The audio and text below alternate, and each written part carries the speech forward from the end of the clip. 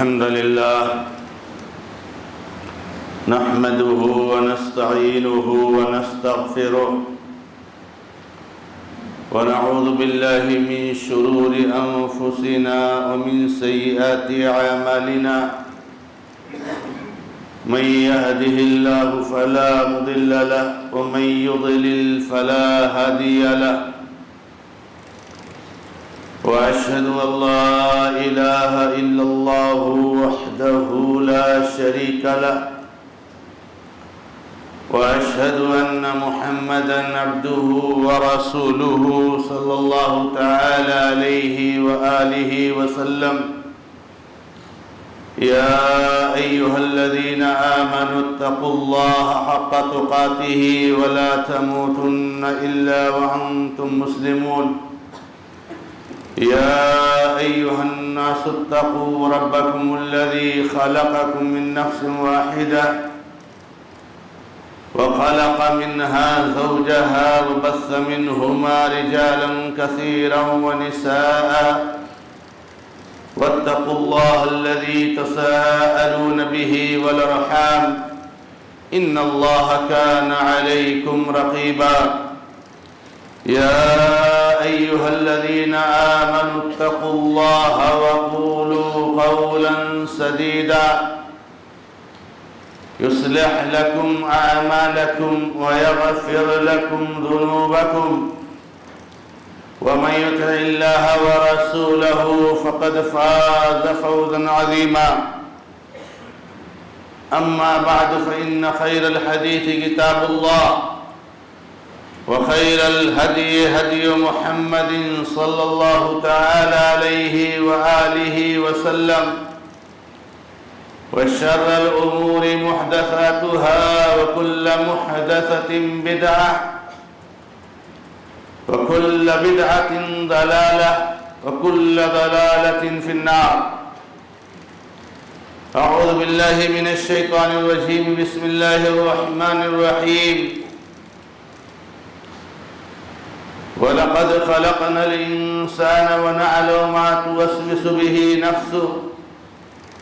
وَنَحْنُ أَقْرَبُ إِلَيْهِ مِنْ حَبْلِ الْوَرِيدِ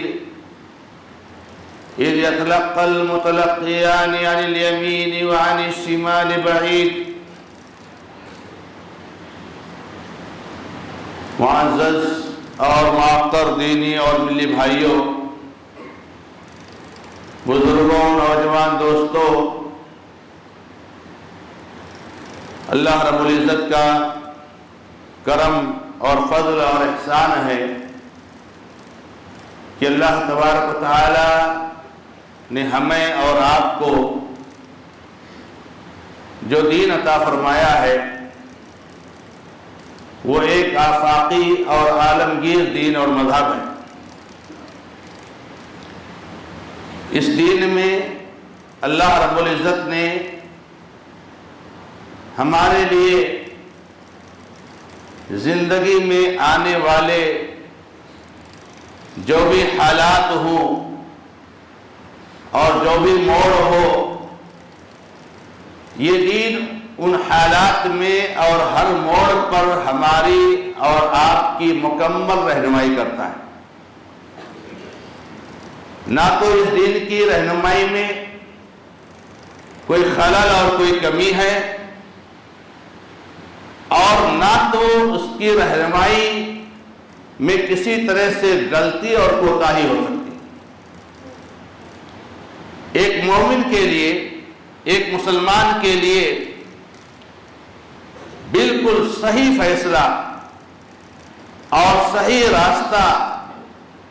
ہر حالت میں وہی ہے جو شریعت اسلامیہ بتاتی، مگر اس دن میں بہت بڑی چیز جو اللہ رب العزت نے بیان فرمائی ہے، کبھی کبھار حالات کو دیکھا جاتا ہے تو ایسا محسوس ہوتا ہے کہ ہمارے کچھ احباب اس مسئلے میں یا اس حالت میں دین کی توجیحات سے غافل ہیں، اور وہ یہ ہے میرے بھائیوں کہ ہمیشہ ہر حالت میں اللہ تبارک و تعالی پر توکل، بھروسہ، کامل ایمان، یقین اور اعتماد، اور اللہ تبارک و تعالی سے حسن ظن اور امید۔ مومن کبھی بھی کسی بھی حالت میں مایوس نہیں ہوتا ہے، نہ امید نہیں ہوتا ہے، بلکہ مومن کا اس بات پر یقین ہے کتنے بھی گمبھیر حالات کیوں نہ ہوں تو اللہ تبارک و تعالی انہی حالات کو ہمارے موافق بنا سکتا ہے، اور یہ جو حالات آئے ہیں وہ ہمارے لیے مفید ہو سکتے ہیں۔ یہ اللہ تبارک و تعالی کی مرضی ہے، اور اللہ رب العزت کا اختیار ہے اور پاور ہے، اور اللہ تعالیٰ کی قدرت ہے۔ مومن تو اس وقت بھی حالات سے گھبرایا نہیں جبکہ پیچھے بہت بڑے فوجی ہیں، لشکر جرار ہے، دنیا کا سپر پاور حاکم، حکمران اور بادشاہ ہے، اور سامنے بہت بڑا سمندر ہے، مگر ایمان اور یقین کا عالم یہ ہے کہ جب موسیٰ علیہ السلام کے قوم کے لوگ کہتے ہیں کہ اب کیا ہوگا، اِنَّا لَمُدْرَكُونَ، ہم تو پکڑ لے گئے، تو موسیٰ علیہ السلام کا اعتماد دیکھیے اور ایمان دیکھیے اور یقین دیکھیے، کَلَّا إِنَّ مَعِيَ رَبِّي سَيَهْدِينِ، نہیں، ہرگز نہیں، ایسی بات نہ کرو۔ گرچہ پیچھے لشکر جرار ہے، آگے سمندر ہے، مگر پھر بھی ہم اس کو نہیں مانیں گے کہ ہمارے لیے راستہ بن رہا ہے۔ میرا رب ہے، میرے ساتھ ہے، مجھے راستہ دکھائے گا۔ راستہ کہاں سے ہے، راستہ کدھر سے بنے گا، میرا رب میری رہنمائی کرے گا۔ ذرا برابر گھبراہٹ، ذرا برابر دہشت، ذرا برابر خوف یہ مومن کے اندر نہیں آتا ہے جب وہ اللہ تبارک و تعالی پر ایمان اور یقین اور توکل اور بھروسہ رکھتا ہے، اور اللہ تبارک و تعالی کی رحمت کی امید رکھتا ہے۔ اللہ تعالیٰ نے قرآن کریم کی کئی آیتوں میں یہ ارشاد فرمایا ہے کہ اللہ تعالیٰ کی رحمت سے مایوس کون ہو سکتا ہے سوائے کافر قوم۔ اللہ تعالیٰ کی رحمت سے نا امید کون ہو سکتا ہے سوائے مجرموں کے، ان کے علاوہ کوئی دوسرا نہیں مایوس ہو سکتا ہے۔ اللہ کے نبی علیہ السلام نے جب توحید کی دعوت کا آغاز کیا تو اللہ تبارک و تعالی کی طرف بلانے کی جو دعوت نبی علیہ السلام نے دی تھی اور جو توحید کا آغاز کیا تھا، اللہ کے نبی علیہ السلام کی کتنی دشمنی کی گئی۔ آپ کو زمین سے اکھاڑ پھینک دینے کے لیے کوئی ایسا حربہ نہیں باقی بچا تھا جو انہوں نے نہ اپنایا۔ اور وہی ابو جہل جو اللہ کے نبی علیہ السلام سے اس نے کہا تھا کہ دیکھ، اگر خانہ کعبہ میں تجھ کو نماز پڑھتے دیکھوں گا تو تیری کمر توڑ دوں گا، مگر اللہ رب العزت کی رحمت کی وسعت کا کیا پوچھئے، اور اللہ تعالیٰ کے فضل اور کرم اور احسان کا کیا پوچھئے کہ ابو جہل جہنم میں جا چکا ہے اور خانہ کعبہ اللہ کے نبی علیہ السلام اور آپ کے پیروکاروں سے آباد ہے، اور کروڑوں اور لاکھوں لوگ وہاں نماز پڑھتے ہیں۔ کسی کی ہمت کیا ہے اور کسی کے پاس طاقت کیا ہے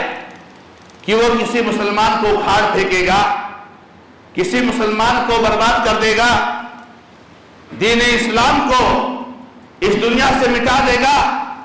مٹانے والے بہت آئے مگر دین اسلام تو نہیں مٹا، بلکہ مٹانے والے مٹ کے چلے گئے۔ یہ اس دین کی تاریخ رہی ہے میرے بھائی۔ تو ایمان، توکل، یقین اور اللہ رب العزت کی رحمت سے رحمت کی امید، اللہ تعالیٰ کی رحمت سے مایوسی اور نا امیدی، یہ بالکل جو ہے مسلمانوں کے اندر کبھی بھی کسی بھی حالت میں نہیں آنا چاہیے۔ گمبھیر سے گمبھیر ترین حالات میں بھی آپ اللہ رب العزت سے امید رکھیے، اللہ رب العزت سے جو ہے اللہ کی رحمت کی امید کیجیے، اللہ تعالیٰ سے حسن ظن رکھیے۔ اللہ کے نبی علیہ السلام نے فرمایا کہ اللہ تعالیٰ فرماتا ہے انا عند ظن عبدی، کہ میں اپنے بندے کی گمان کے مطابق ہوتا ہوں، جیسا میرا بندہ میرے بارے میں گمان کرتا ہے ویسا ہی میں اس کے ساتھ معاملہ کرتا ہوں اور ویسا ہی جو ہے اس کے ساتھ ہوتا ہے۔ تو اللہ تعالیٰ سے حسن گمان رکھنا اور اچھا گمان رکھنا، حسن ظن رکھنا، یہ ہماری اور آپ کی ذمہ داری ہے، اور قطعی طور سے کبھی بھی ہماری زندگی میں، ہماری عمر میں، زندگی کے مختلف حالات میں کبھی بھی مایوسی اور نا امیدی اور اللہ تبارک و تعالیٰ پر جو ایمان اور یقین ہے اس میں کبھی بھی تزلزل نہیں آنا چاہیے۔ مگر میرے بھائیوں، اس کے ساتھ ساتھ اللہ تبارک و تعالیٰ نے ہمیں اور آپ کو جہاں پر یہ درس دیا ہے اور ایمان اور یقین کو ہمارے دلوں میں بٹھایا ہے، اور اللہ کے نبی علیہ السلام نے بڑی صراحت کے ساتھ اس کو ہمیں آپ کو سمجھایا ہے۔ کیا نبی علیہ السلام نے کہا وَاعْلَمْ أَنَّ الْأُمَّةَ لَوِ اجْتَمَعَتْ عَلَىٰ أَن يَنْفَعُوكَ بِشَيْءٍ لَن يَنْفَعُوكَ بِشَيْءٍ إِلَّا قَدْ كَتَبَهُ اللَّهُ لَكَ۔ تو جان لے کہ پوری دنیا اگر اس بات پر اکٹھا ہو جائے کہ تجھ کو کچھ فائدہ پہنچا دے، تجھ کو کچھ نفع پہنچا دے، تجھ کو کچھ دے دے، تو کبھی بھی تجھ کو کچھ دے نہیں سکتی ہے، فائدہ پہنچا نہیں سکتی ہے، مگر یہ کہ اللہ تعالیٰ مقدر کر۔ اور ایسے ہی امت اگر پوری کی پوری دنیا کے لوگ جو جمع ہو جائیں کہ تم کو کچھ نقصان پہنچا دے، تو نقصان پہنچا نہیں سکتے ہیں مگر اللہ تعالیٰ جتنا چاہے گا۔ تو یہ ایک شریعت کا ایک بنیادی ضابطہ ہے اور بنیادی توجیہ ہے اور رہنمائی ہے جو ہر مسلمان کو اپنے دل میں بڑی مضبوطی کے ساتھ بٹھا لینا چاہیے۔ مگر اس کے ساتھ ساتھ اللہ تبارک و تعالی ہمیں حکم دیتے ہیں کہ حالات جیسے آئے آپ کی ذمہ داری ہے کہ ان حالات سے نمٹنے کے لیے آپ مناسب اسباب اختیار کیجیے۔ اس لیے نہیں کہ ہم آگے بچ جائیں گے، اس لیے نہیں کہ ہم کامیاب ہو جائیں گے، اس لیے نہیں کہ ہماری حفاظت ہو جائے گی، نہیں، وہ تو اللہ جانتا ہے کہ رزلٹ کیا ہوگا، وہ تو اللہ جانتا ہے کہ انجام کیا ہوگا، وہ تو اللہ جانتا ہے کہ نتیجہ کیا ہوگا۔ کوئی آدمی کتنا بچاؤ کا سامان کر لے مگر نہیں بچ سکتا ہے، اور کوئی آدمی کچھ بھی بچاؤ کا سامان نہ کرے مگر اللہ تعالیٰ اس کو بچا سکتا ہے۔ تو ہم اس لیے کوئی بچاؤ کی تدبیر نہیں کرتے ہیں کہ ہم جو ہے فلاں مصیبت سے بچ جائیں گے، بلکہ اس لیے ہمارے اوپر واجب ہوتا ہے، لازم ہوتا ہے کہ حالات کے اعتبار سے آپ فیصلے کیجئے، حالات کے اعتبار سے آپ قدم اٹھائیے، یعنی یہ ہمارے اوپر واجب ہے، فریضہ ہے، جیسے نماز فرض ہے، جیسے روزہ فرض ہے، جیسے زکوٰۃ فرض ہے، ویسے یہ فرض ہے کہ ہم حالات کے اعتبار سے فیصلے کریں، ہم حالات کے اعتبار سے قدم بڑھائیں، باقی رہا انجام تو اس کو اللہ تبارک و تعالیٰ کے اوپر چھوڑ دیجئے اور اللہ تعالیٰ کے حوالے کر دیجئے۔ اب اگر ہم حالات کے اعتبار سے اقدام نہیں کرتے ہیں، حالات کے تقاضے کے مطابق، شرعی توجیہات کے مطابق ہم فیصلے نہیں کرتے ہیں، تو ہم اللہ تعالیٰ کے ہم مجرم ہیں، اللہ تعالیٰ ہم سے سوال کرے گا، گرچہ کل ہمارے لیے فائدہ ہو جائے، لیکن ہم نے حالات کے تقاضے کے مطابق جو شرعی رہنمائی تھی اور توجیہ تھی اس کے مطابق ہم نے فیصلہ نہیں کیا، اس کے مطابق ہم سے سوال ہوگا۔ یہ ہماری اور آپ کی ذمہ داری۔ اور اللہ کے نبی علیہ السلام کی وہ مشہور حدیث ہم اور آپ جانتے ہیں کہ اللہ کے نبی علیہ السلام نے فرمایا، جب کسی صحابی نے پوچھا کہ میں اپنے اونٹ کو آزاد چھوڑ دوں اور اللہ تبارک و تعالیٰ پر بھروسہ کروں، تو نبی علیہ السلام نے کہا یہ کوئی بھروسہ نہیں، کنویں میں کود جاؤ اور کہو اللہ تعالیٰ پر میرا بھروسہ ہے، تیرنا نہیں آتا ہے، آگ جل رہی ہے کود جاؤ، اگر اللہ نے لکھا ہوگا تو جلیں گے، نہیں تو نہیں جلیں گے۔ یہ اسلام کا حکم نہیں ہے، یہ اسلام کا حکم نہیں ہے۔ تیرنا نہیں آتا ہے، گہرے پانی میں مت اترو، یہ اسلام کا حکم ہے۔ آگ جل رہی ہے، آپ کے پاس کوئی سیفٹی ذریعہ نہیں ہے، آگ سے دور ہو جاؤ۔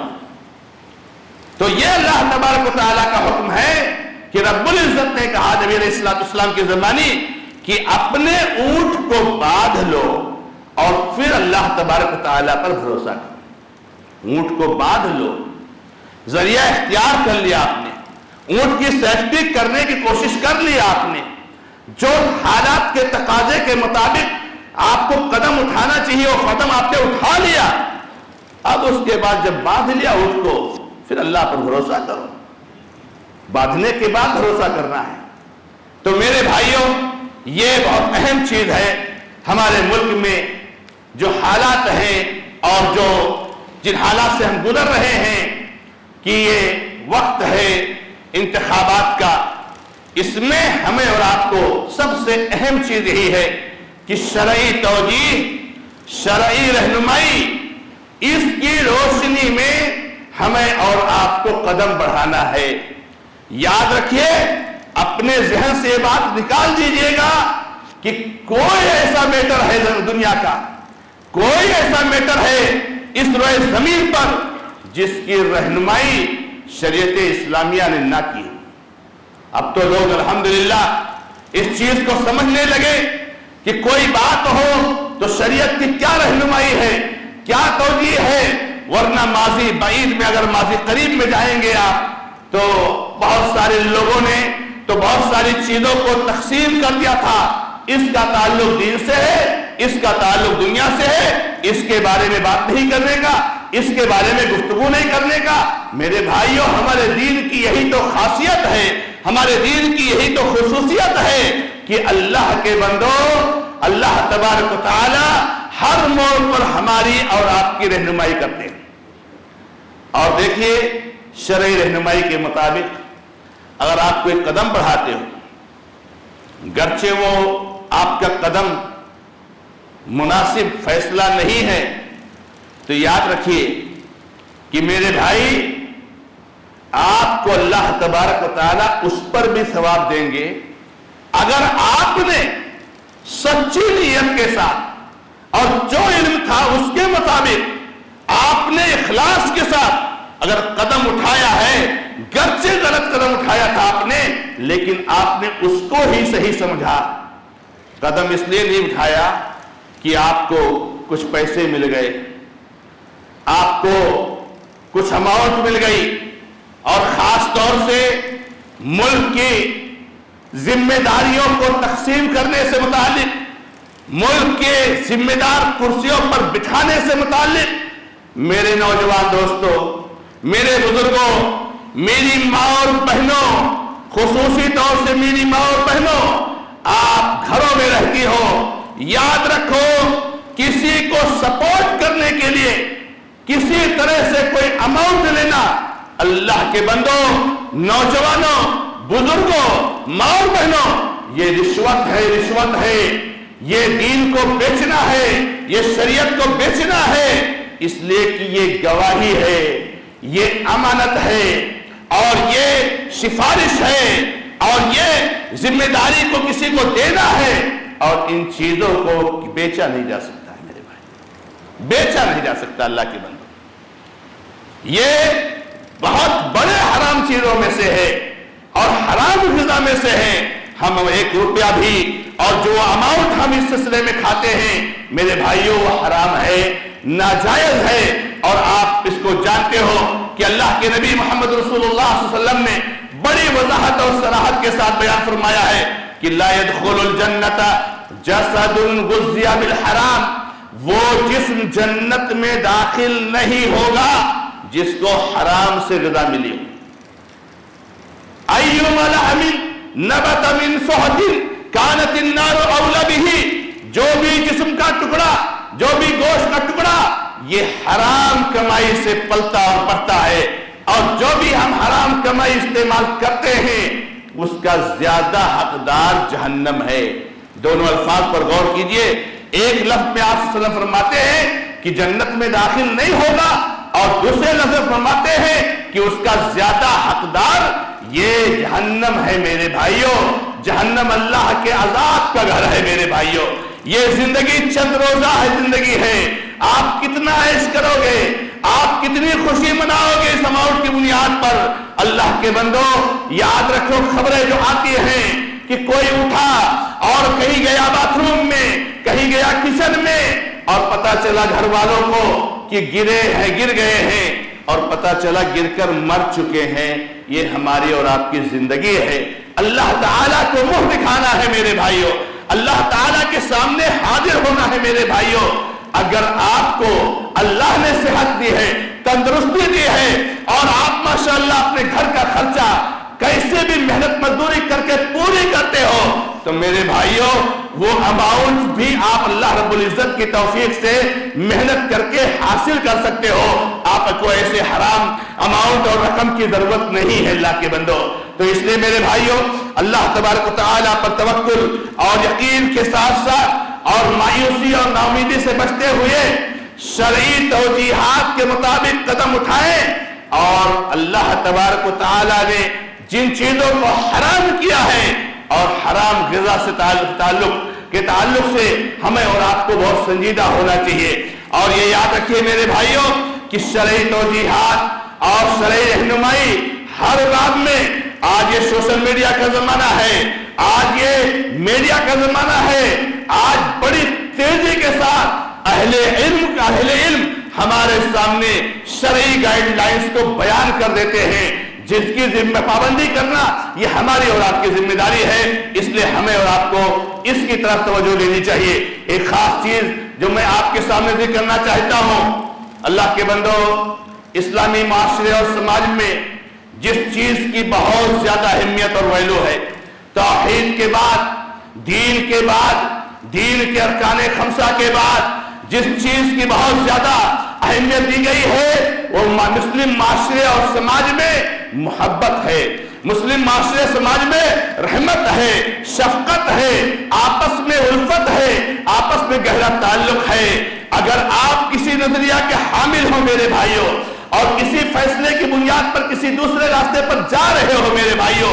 آپ کا دوسرا بھائی وہ کسی اور فیصلے کی بنیاد پر دوسرے راستے پر جا رہا ہے، آپ اگر اس کو غلط سمجھ رہے ہو، اس کی ہدایت کے لیے اللہ تعالیٰ سے دعا کرو، بلکہ مغفرت کے لیے اللہ تعالیٰ سے دعا کرو، اور وہ بھی آپ کے لیے دعا کرے۔ لیکن یہ جواز نہیں ہے کہ ہم اور آپ آپس میں دشمنی کریں، اپنے مسلمان بھائی کو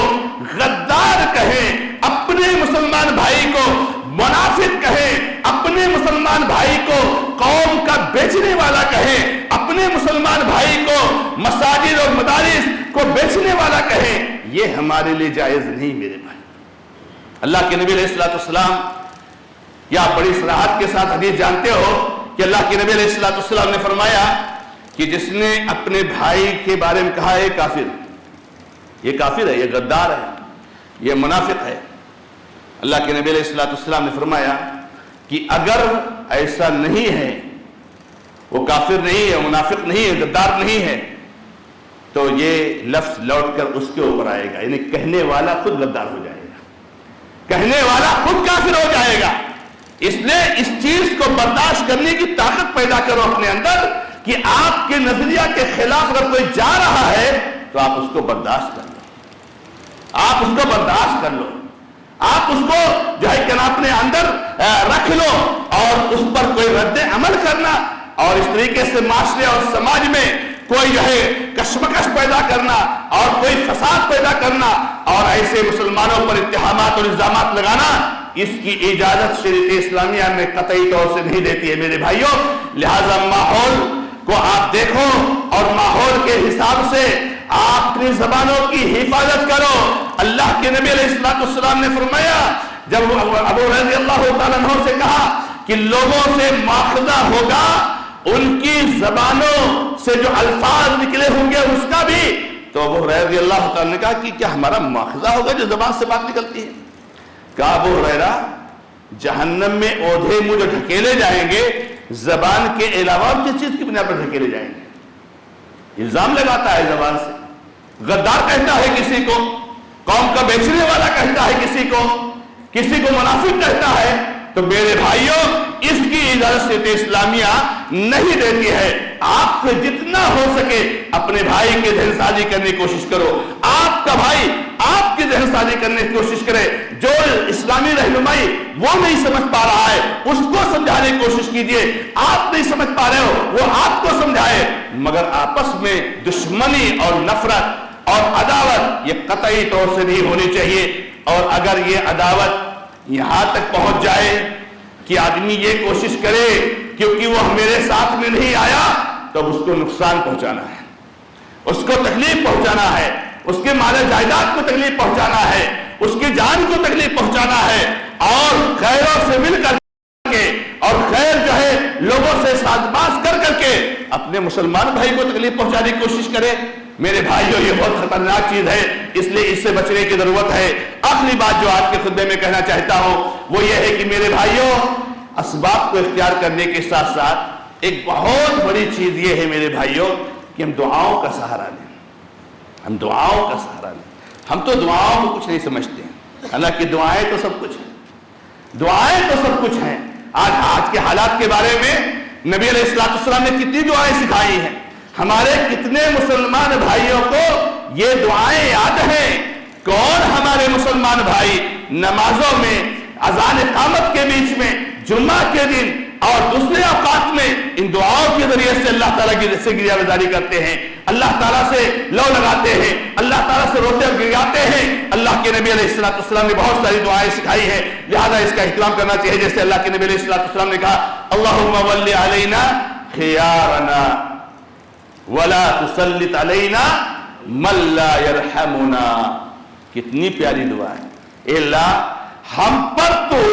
اس کو حاکم بنا جو ہم میں سب سے بہتر ہو، اور ہمارے اوپر ایسے لوگوں کو تو نہ ہو، ایسے لوگوں کو تو حکومت نہ دے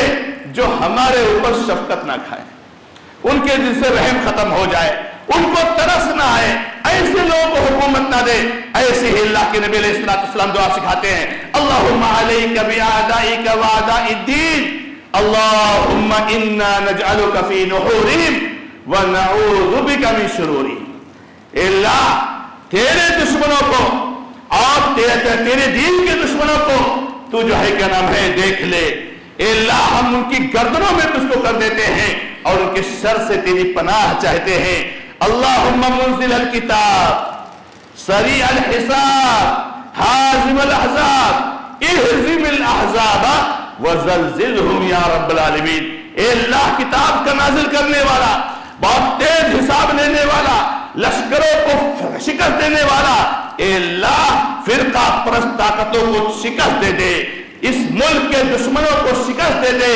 اس ملک میں فتنہ اور فساد مچانے والوں کو شکست دے دے۔ ہم اللہ رب العزت سے دعاؤں کا اہتمام کریں میرے بھائی، بڑی بڑی پیاری پیاری دعائیں اپنی زبان میں آپ دعا کیجئے۔ دعا مومن کا بہت بڑا ہتھیار ہے اور بہت بڑا وسیلہ اور ذریعہ ہے، اور ایک ایسا مومن جو پریشان ہو گیا ہو، جو حالات کی وجہ سے بہت ٹینشن میں ہو، اور وہ اس ٹینشن میں جب اللہ تعالیٰ کو پکارتا ہے، اور خاص طور سے مومن اگر مظلوم ہے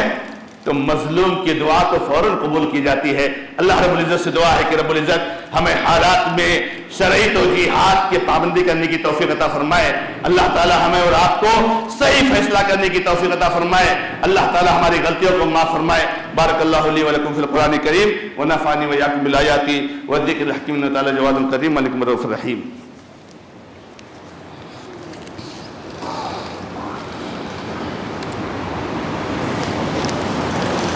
الحمد للہ رب العالمین واشہد ان لا الہ الا اللہ وحدہ لا شریک لہ واشہد ان محمدا عبدہ ورسولہ صلی اللہ تعالی علیہ وآلہ وسلم۔ اعوذ باللہ من الشیطان الرجیم، بسم اللہ الرحمن الرحیم۔ ان اللہ وملائکتہ یصلون علی النبی یا ایھا الذین آمنوا صلوا علیہ وسلموا تسلیما۔ اللہم صل علی محمد وعلی آل محمد كما صليت على إبراهيم وعلى آل إبراهيم إنك حميد مجيد۔ اللهم بارك على محمد وعلى آل محمد كما باركت على إبراهيم وعلى آل إبراهيم إنك حميد مجيد۔ ربنا ظلمنا أنفسنا وإن لم تغفر لنا وترحمنا لنكونن من الخاسرين۔ ربنا آتنا في الدنيا حسنة وفي الآخرة حسنة وقنا عذاب النار۔ ربنا لا تزغ قلوبنا بعد إذ هديتنا وهب لنا من لدنك رحمة إنك أنت الوهاب۔ اللهم ول علينا خيارنا، اللهم ول علينا خيارنا، اللهم لا تسلط علينا من لا يرحمنا۔ اے اللہ یہ انتخابات کا وقت ہے رب العزت، اے اللہ تو ہمارے اوپر ہمیں سے بہتر کو تو متعین فرما۔ اے اللہ فرقہ پرست طاقتوں کو تو شکست عطا فرما،